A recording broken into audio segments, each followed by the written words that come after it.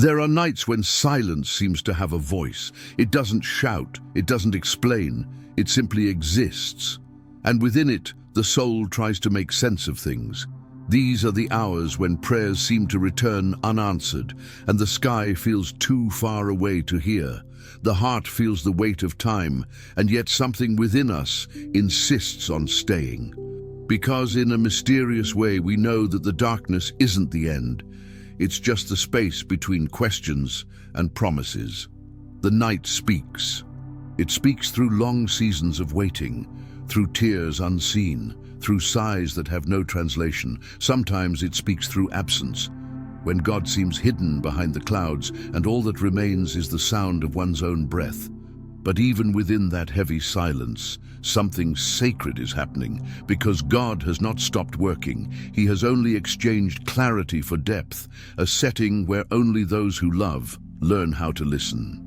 It's easy to recognize God when there's light, when doors open and the heart feels peace, but it's in the night that faith is revealed, not by how much it understands, but by how much it trusts. When certainties fade, faith becomes the only lighthouse.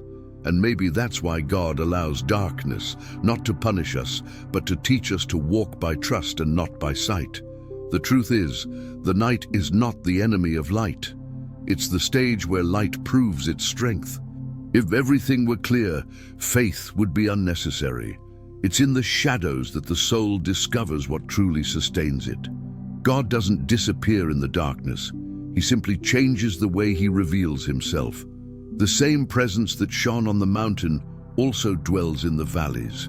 And it's there, when everything feels distant, that his light becomes most personal. Maybe you're living through one of those nights, a silent season where time stands still and faith feels weary. You pray, but the heavens stay quiet. You wait, but nothing changes. Still, something keeps you from giving up. That gentle resistance, that hope that refuses to die, is proof that God is still there. Silence isn't emptiness. It's the studio where he records the answers you're not ready to hear yet. And when the night seems to speak louder, remember, God's voice never goes silent. It may change its tone, it may come as a breeze instead of thunder, but it remains light. Even when the eyes can't see, the heart still feels the warmth of the one who said, "I am the light of the world." Some promises shine best in the dark, because only there do we realize how precious light really is. So if the night has been speaking to you, don't fear what it says. Maybe God is teaching you a new language, the language of trust, because sometimes what we call darkness is simply the way heaven chooses to light a flame the eyes cannot yet see, but the spirit already recognizes. There are moments when the dark seems to have a voice of its own. It's not a voice that shouts, but one that whispers ancient questions. Where is God now? Why has he gone silent? The soul listens but finds no immediate answer. It's in that space between sound and silence that the heart begins to realize that perhaps the night is not the end, but the beginning of a deeper conversation. For the light shines in the darkness, and the darkness has not overcome it. John 1:5. Darkness has never been a sign of divine absence. It is the stage where his presence becomes most visible. The night speaks in tones the day cannot understand. When the noise of certainty fades, the purest sound left is the rhythm of one's own breath. It's there, in the pause between one sigh and another, that God teaches the heart to hear what it had forgotten. He doesn't always speak through thunder. Sometimes he chooses the whisper of the wind. And perhaps that's the mystery of the dark. It quiets us long enough to let us hear what has always been there. So many fear the darkness as a sign of abandonment, yet God never withdraws. He simply changes the way he reveals himself. The same creator who made the sun to shine also created the rest of night, where the unseen takes form. What seems empty is, in truth, fertile ground for faith to be reborn. It's when the eyes stop seeing that the spirit finally begins to see. The soul slowly learns to recognize God's voice, not by circumstance, but by consistency. He speaks when all is well, but even more when all feels uncertain. Sometimes what we call a dark night is only the curtain heaven draws before unveiling a new scene. There is no silence without purpose, no shadow that escapes the light of the one who made it. When the psalmist wrote about the light shining in the darkness, he spoke from experience. The same God who sustained him through the shadowed valleys is the God who now sustains every weary heart. The light of Christ does not depend on sunrise. It is steady, quiet, and faithful. Even when it seems dim, it still burns, waiting only for the gaze that chooses to believe. And what if what we call darkness is actually the language God uses to teach us how to see with the heart? Perhaps the dark is not punishment, but invitation. An invitation to stillness, to trust, to awareness of a presence that hides not in brightness, but in faithfulness. Because true faith doesn't need sight to know that God is near. The night speaks, and those who learn to listen discover that, in the end, it doesn't speak of fear, it speaks of faithfulness. It doesn't whisper abandonment, it whispers presence. And it's in that realization that the heart begins to understand. Every shadow surrendered to God becomes a frame for a new kind of light. When the heart finally recognizes that voice, it's ready for something deeper, to understand that the night has its own language, the language of a love that never sleeps. The night has a language only silence understands. When the world falls asleep and the heart remains awake, something subtle happens. The noise of external voices fades, and the inner sound begins to rise. It's in that moment that God speaks in a tone not heard by the ears, but felt by the soul. As it is written, "By day the Lord directs his love, at night his song is with me, a prayer to the God of my life." Psalm 42:8. In the dark, his love manifests not as explanation, but as presence. The day reveals what is outside, but the night reveals what is within. When the light goes out, the soul loses its visual references and must learn another form of perception, the spiritual one. That's why God often chooses the night to teach intimacy. He separates us from the world's noise so we can hear what cannot be spoken aloud. The dark becomes a classroom and silence the teacher. Perhaps that's why so many feel uncomfortable with silence. It disarms. It forces the heart to face what daylight hides behind distraction. Yet it's precisely in that undoing that grace begins to work. When the noise fades, thoughts settle, and the soul finally distinguishes the sound of hope in the midst of darkness. The love of God is the only voice that remains when all others fall quiet. Not all darkness is punishment, some of it is shelter. There are nights when God covers the sky not to hide, but to protect. The dark mantle that seems to obscure the light is, in truth, the blanket of mercy, the shadow of his hand resting over those he loves. The soul that understands this no longer resists the dark, but begins to rest within it, in quiet trust. Jesus knew this language too. There were nights when he withdrew alone to pray while everyone else slept. In that silence, the Son spoke with the Father, and it was there, in the absence of witnesses, that divine will aligned with human surrender. God still does the same with us. He invites us to pray in hours unseen, to feel his presence when nothing makes sense.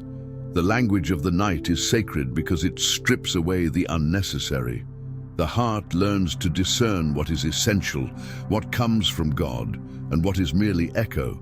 And when the spirit grows fluent in that language, the soul ceases to fear the dark, recognizing instead the familiar voice that fills it. Fear turns into reverence, and silence into communion. The night speaks, and those who listen discover a secret. God's voice does not need light to be clear. It echoes through the shadows, translating peace in the midst of uncertainty.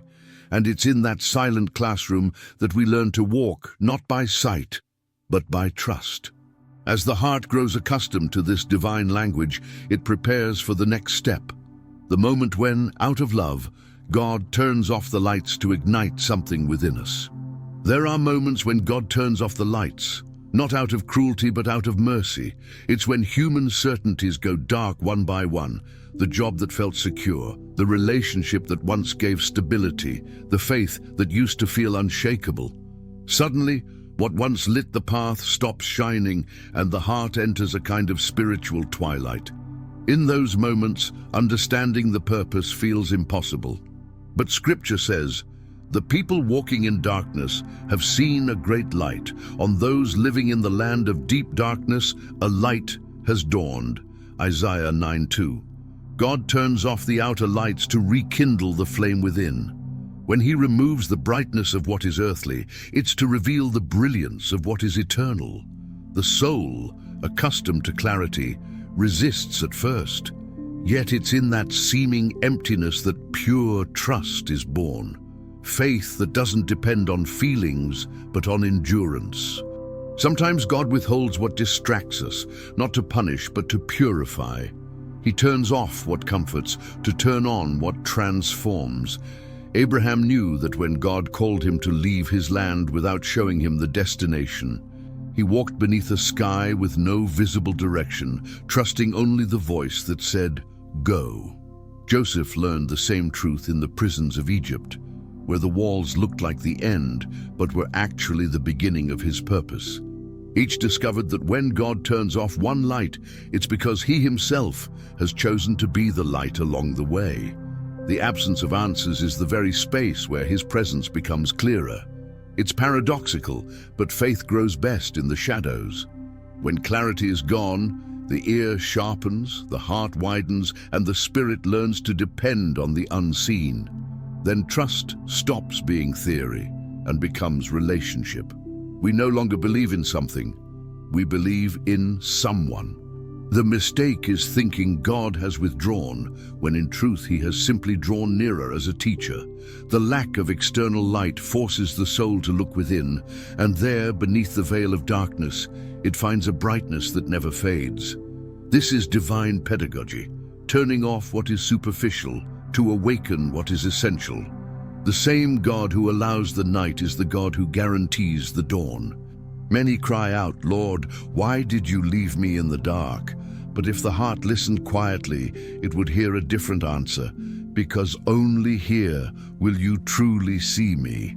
God does not reveal Himself through excess light, because human brightness tends to obscure the divine. He reveals Himself in contrast. The black of the sky is the canvas on which the stars make sense. And once the soul understands this, fear loses its power.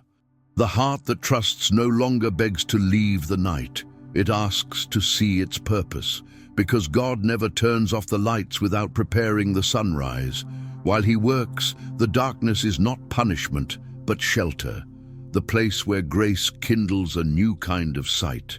Few things trouble the heart like God's silence. When we pray and there's no response, when time passes and nothing changes, doubt arises. Does He still hear me? It's an invisible sound, heavy enough to fill the whole room. But the Word says, "Be still and know that I am God. I will be exalted among the nations. I will be exalted in the earth." Psalm 46:10. Silence is not absence. It's the deepest form of revelation. It's God saying, "Be quiet long enough to notice that I'm still here." Silence is the pause between what we ask and what He's building. It's in that interval that faith proves real. God speaks in many languages, and one of them is silence. When He is quiet, He's teaching us to discern His presence without relying on signs. The heart, trained by noise, resists this language at first, but soon learns the tenderness within it. It was the same for Elijah on Mount Horeb. He expected to find God in the wind, the earthquake, or the fire, but after the fire came a gentle whisper. 1 Kings 19:12. The prophet discovered that God's voice doesn't need to be loud to be real. Sometimes it appears precisely when the world seems mute. And it's in that moment that the soul matures, when it learns to recognize the eternal through stillness. The silence of God is a classroom of trust. It teaches us that faith is not knowing what comes next, but resting in who comes with us. The pause is not punishment, it's purpose. It's there, between the last word spoken and the next answer given, that he shapes the heart to hold the glory that's still on its way. The waiting time is the studio where God records obedience. Many try to fill the silence with noise, distractions, hurried advice, old fears. But the louder the noise, the further we drift from the voice that matters most. Silence is the place where masks fall and the soul stands revealed. And when all that remains is him, we finally realize that was always enough. Stillness itself is a form of faith. It says, I trust, even without hearing. The believer who learns to stay silent before God is not empty. They are full of hope. The heart that grows quiet out of love is the heart that speaks the loudest in heaven. God understands the prayers that have no words. And perhaps this is the deepest message of the night. God is still speaking, even when he seems silent. The voice that created the universe still sustains what the silence conceals. Those who dare to remain in that place discover that silence doesn't steal faith, it refines it. If this reflection has brought peace to your heart, stay with us. If these words have touched your soul, subscribe and walk with us, one quiet video at a time. Doubt is like a shadow. It doesn't exist on its own. It only appears where there is light.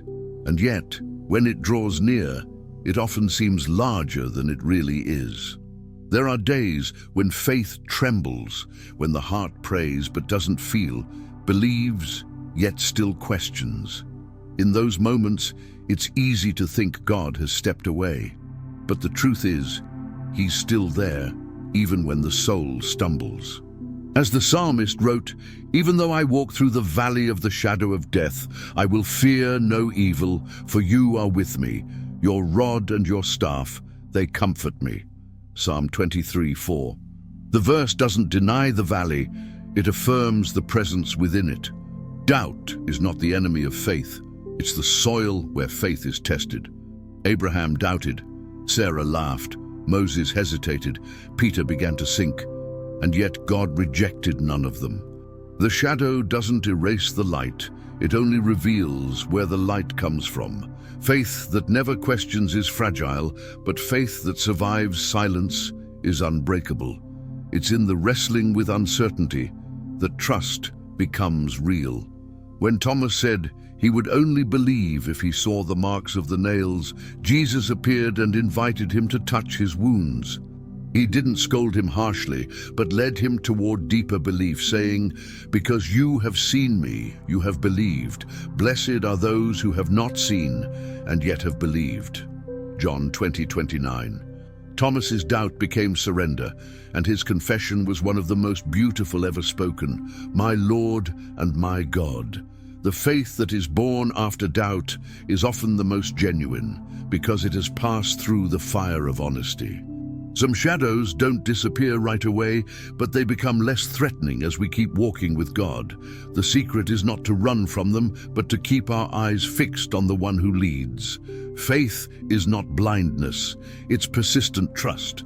It's saying, even when I don't understand, I'll keep going. When the soul learns this, it realizes that the light isn't just at the end of the road, it's in every step taken with hope. Doubts are temporary, but God's faithfulness is eternal. He understands the weary heart, the exhaustion of repeated prayers, the nights when amen comes through tears. Even there, he is not silent. He simply speaks deeper. Grace doesn't demand perfect belief. It sustains the imperfect believer. When fear whispers, what if everything goes wrong? Faith replies, what if God is teaching me something? The difference between giving up and growing up lies in where we choose to listen. Doubt doesn't have to be the end of the journey. It can be the beginning of a more honest faith. It's in the tension between I don't know and I still trust that the heart finds its truest rest. And when the last ray of light seems to fade, his presence remains, unseen but unwavering, because the shadow of doubt is simply the reminder that there's still a light close enough to cast it. And those who choose to keep walking in that twilight soon discover The darkness was never absence, it was preparation. And that preparation leads to the next lesson, the kind of faith that learns to see even when the eyes cannot. Faith begins to mature when natural sight is no longer enough. It's easy to walk when the path is lit, but when darkness covers the steps, only those who've learned to trust keep moving. It's there that the believer discovers the true meaning of walking by faith. As Paul wrote, "For we walk by faith, not by sight," 2 Corinthians 5:7. Faith doesn't need clarity, it needs confidence. The night teaches a kind of vision the day never can. Those who walk in darkness learn to follow not the shapes they see, but the voice they hear. The presence of God becomes the compass when the horizon disappears. In that absence of guarantees, the soul develops a new sense, the sense of spiritual hearing. Faith stops being emotion and becomes direction. Peter lived this when he stepped out onto the water. As long as his eyes stayed on Jesus, the impossible became natural. But when he looked at the wind, he began to sink. The lesson is both simple and profound. Faith sees what eyes cannot. When the focus is Christ, even the sea becomes solid ground, and even when courage fails, his hand remains extended, firm, patient, restoring. Faith is not the absence of fear. It's the decision to trust in the middle of it. It doesn't deny the storm. It chooses to believe that God is still in control. Every step taken in the dark is an act of worship, a silent yes to the will of God. It's in that uncertain terrain that trust stops being theory and becomes relationship. When everything around feels uncertain, faith becomes the invisible thread that ties the soul to heaven. It doesn't need to see the whole path. It only needs to know who's leading. Faith doesn't depend on outcomes, but on relationship.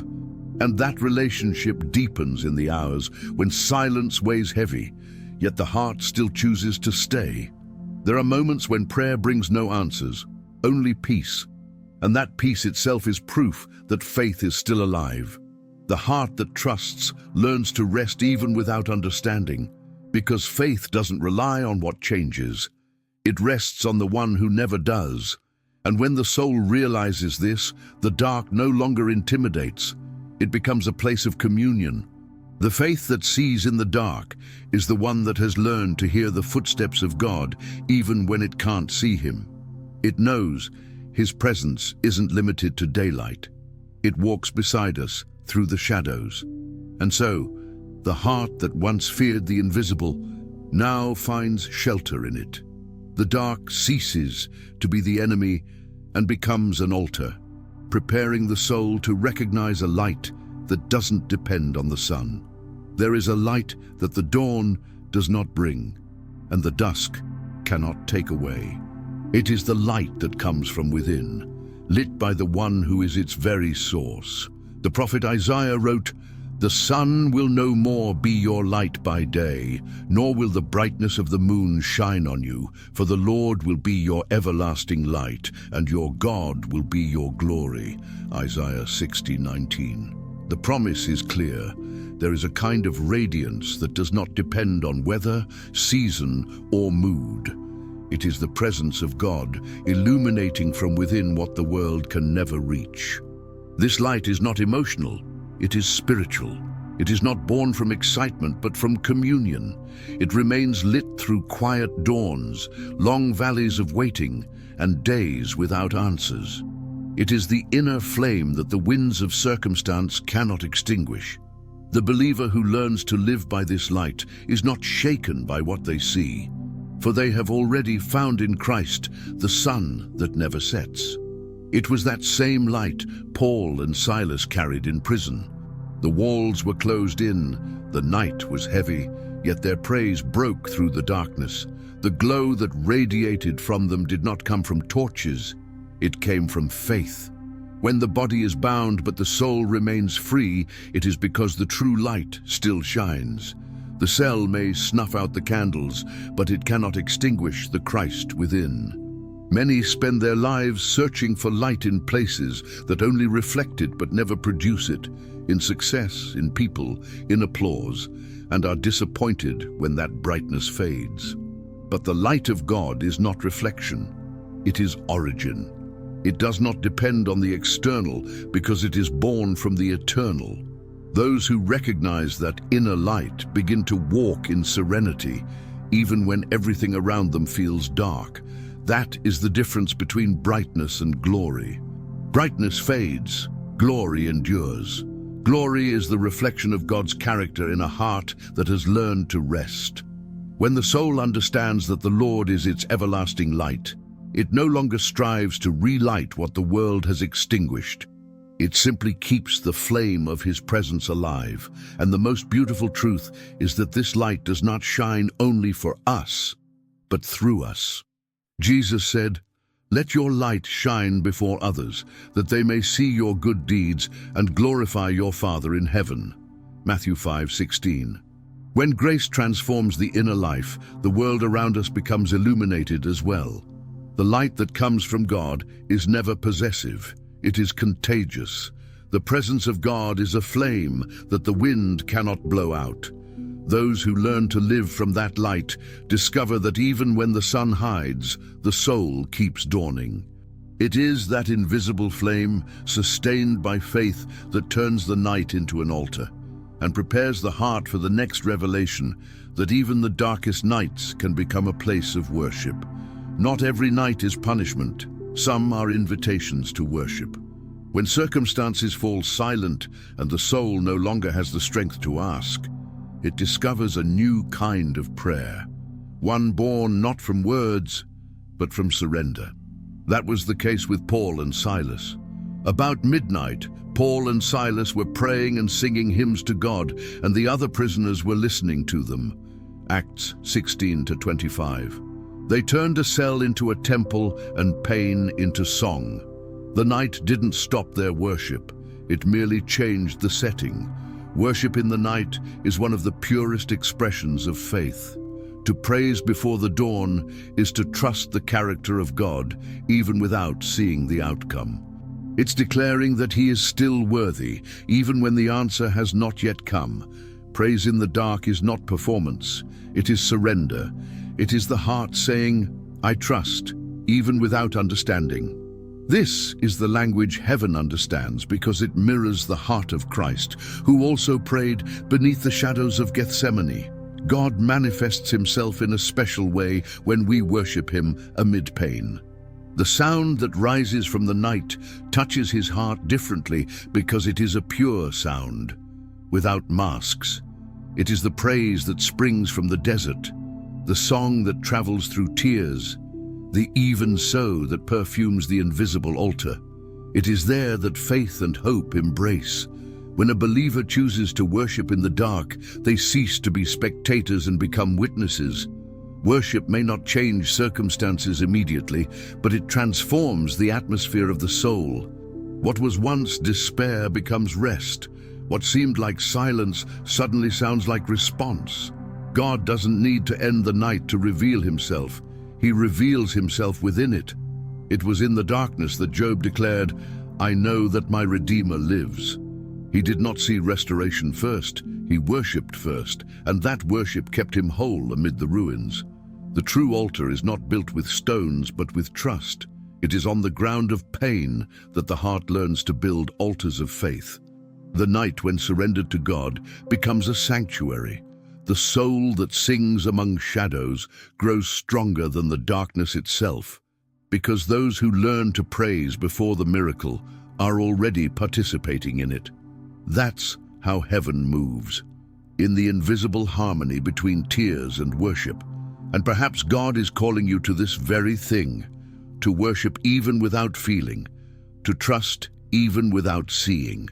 Because worship is not reward, it is communion.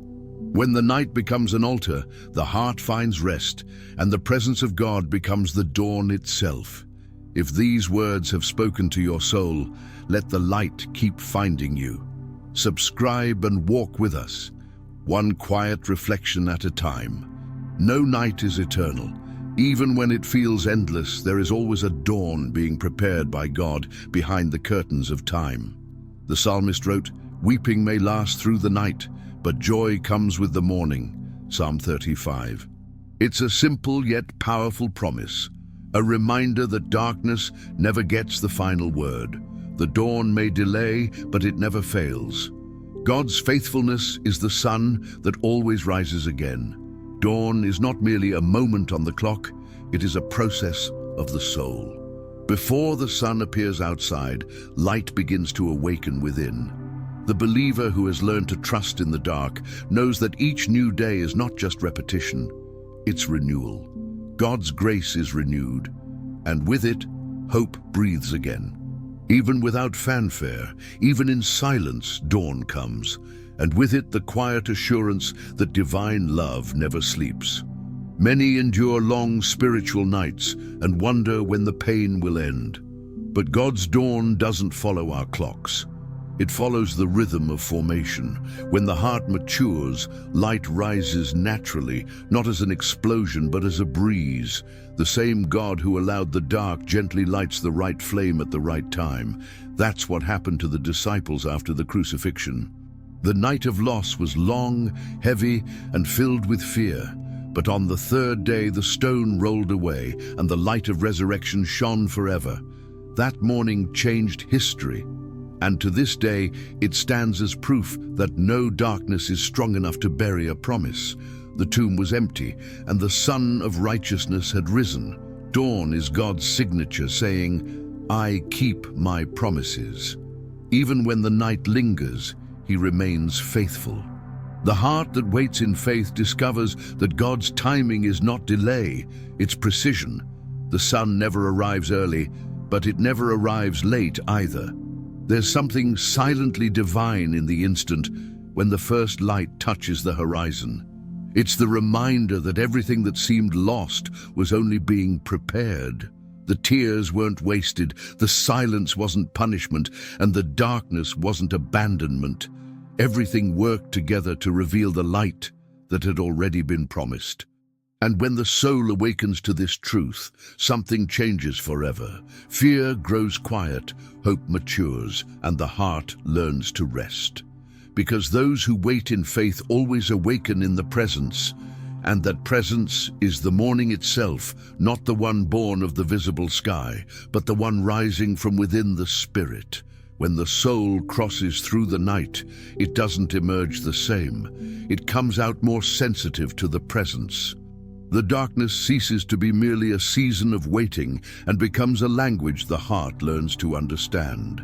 Every silence, every prayer without an immediate answer, every step of faith in the unseen builds within us something daylight could never form. That's how God works. He shapes in the dark what will later reflect His glory. The psalmist wrote, "The Lord is my light and my salvation. Whom shall I fear? The Lord is the strength of my life. Of whom shall I be afraid?" Psalm 27:1. Those words weren't born in calm times, but in the midst of battles and uncertainty. The light he proclaimed wasn't external, it was internal. And that same light still burns today in every heart that chooses to trust. God doesn't turn off the stars when night falls, He lights them. Likewise, He doesn't withdraw His presence when faith is tested, He makes it clearer. The believer who has walked through darkness with God carries in their eyes a different kind of light, not the light of excitement, but of understanding.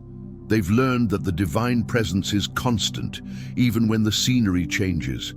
True faith isn't measured by the absence of doubt, but by the decision to stay. When everything falls silent, faith keeps praying. When everything darkens, faith keeps seeing. And when the dawn delays, it learns to rest in the hands that hold time itself. That rest is the ripest fruit of trust. Maybe right now someone is still walking through a silent valley, trying to understand the reason for the delay. But it's there, in the place that feels unanswered, that God whispers, "I am still here." He never promised the absence of night, only His constant presence, and that presence is enough. Now, before you move on from this reflection, Do something simple. Close your eyes for a moment and whisper, "Even here, you are my light." And it's more than a phrase, it's a reminder. Every time fear returns, go back to it. Let that small confession rekindle the flame of faith in your quietest hours. The night still speaks, but now the heart knows how to translate its language. What was once darkness has become communion, and every breath, every quiet thought can become part of the eternal conversation between the soul and the God who never sleeps. In the end, perhaps the night was never the opposite of light, only its frame. It was within the darkness that we learned to see what daylight never revealed. The shadows uncovered depths that brightness had hidden, and silence became the language in which God speaks most clearly. When he seems quiet, he is really teaching the soul to hear the sound of the invisible, the sound of his faithfulness holding everything together, even when nothing seems to move. The truth is, God was never absent. He was there in every tear, in every midnight prayer, in every breath that refused to give up. He was there when fear pressed in, when doubt spoke louder, when the heart wanted to surrender. The night was only the setting. His presence was the story. For the dark never had the power to extinguish what was lit by the Creator himself. There is a light that does not depend on the sun, and a dawn that does not rise from the horizon. It is born within the heart that has chosen to trust. David understood this when he said, "The Lord is my light and my salvation, whom shall I fear?" Psalm 27:1. He wasn't standing in a field of flowers, but surrounded by war and uncertainty. Yet his soul found refuge in the inner light of divine presence. What God does in the night is not destruction, it is reconstruction. He dismantles our false securities, turns off the lights that distract us, and ignites the flame that never dies. Faith. He doesn't need to remove the darkness, because his light is deeper. And those who have been sustained in the dark know this: there are things that only bloom in the absence of answers. Maybe your night isn't over yet. Maybe the waiting continues, the silence lingers, and the questions still echo. Yet even so, something within you still shines, and that is the sign that he is near.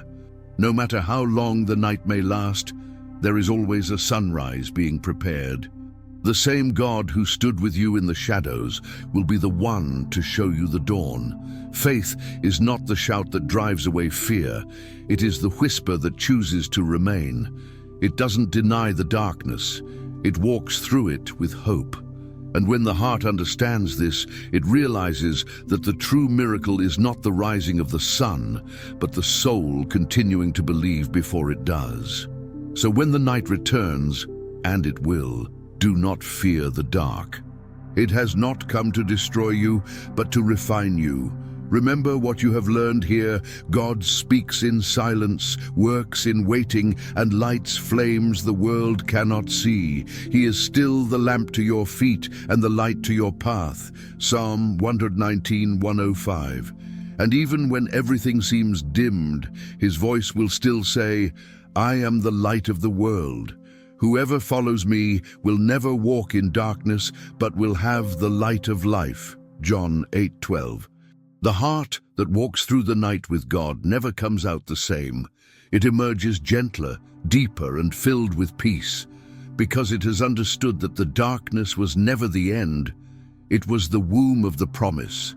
It was the place where the invisible became tangible, and where the love of God became personal. And if this reflection has spoken to your soul, stay with us. There are more whispers of grace waiting to find you, one quiet video at a time, until faith becomes sight and the dawn becomes permanent.